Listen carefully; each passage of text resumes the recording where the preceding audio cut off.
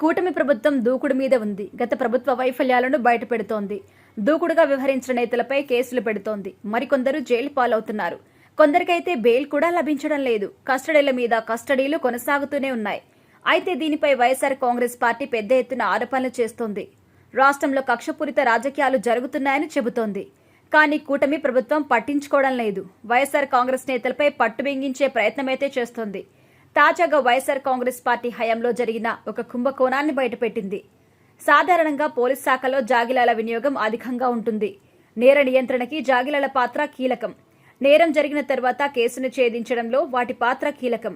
అయితే అటువంటి జాగిలాలకు ఆహారం విషయంలో వైఎస్ఆర్ కాంగ్రెస్ పార్టీ హయాంలో అవకతవకలు జరిగినట్టుగా తెలుస్తోంది.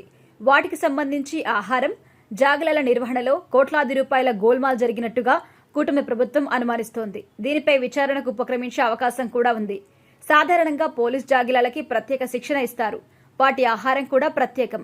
వాటి నిర్వహణ భారీగా ఖర్చవుతుంది. అయితే వైఎస్ఆర్ కాంగ్రెస్ ప్రభుత్వ హయాంలో వాటికి నాసిరకం ఆహారం కొనుగోలు చేశారు అన్నది ప్రధాన ఆరోపణ. భారీగా బిల్లులు చేసుకుని నాసిరకం ఆహారం పెట్టి వాటి అనారోగ్యానికి కారణమయ్యారన్న ఆరోపణ కూడా వినిపించింది. మరోవైపు కుక్కపిల్లల కొనుగోలు విషయంలో కూడా అవినీతి జరిగినట్టుగా ఆరోపణలున్నాయి.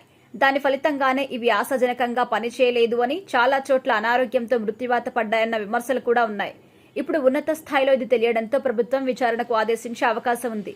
కూటమి అధికారంలోకి వచ్చాక తర్వాత పోలీస్ వ్యవస్థను మరింత గాడిలో పెట్టే ప్రయత్నం జరుగుతోంది. ఇదే క్రమంలో వైఎస్ఆర్ కాంగ్రెస్ ప్రభుత్వ హయాంలో జరిగిన లోపాలు, వైఫల్యాలు బయటపడుతున్నాయి. పోలీస్ శాఖను అప్పట్లో నీరుగార్చారని, అయితే అది కొంతమంది పోలీస్ అధికారుల తీరుతోనే జరిగిందన్న అనుమానం ఉంది. ప్రభుత్వం శాఖపరమైన దర్యాప్తుకి ఆదేశించే అవకాశం ఉంది. అదే జరిగితే వైఎస్ఆర్ కాంగ్రెస్ పార్టీకి అనుకూలంగా వ్యవహరించిన పోలీసు అధికారుల తీరు బయటపడే అవకాశం ఉంది. చూడాలి మరి ఏం జరుగుతుందో.